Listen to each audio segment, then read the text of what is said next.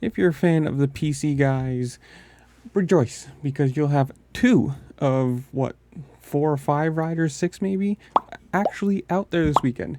And that's because Seth Hammaker, after, God, what has it been?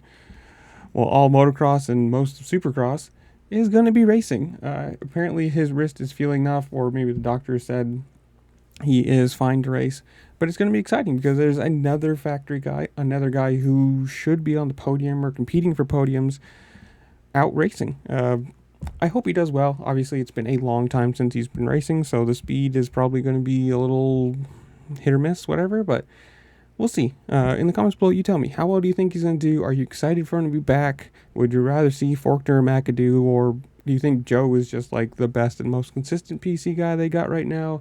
But whatever it is, comment it down below. Make sure to like, share, subscribe to all the fun things the platform allows you to do, because it really just helped me out and I appreciate it. And with that, I will see y'all later. Peace.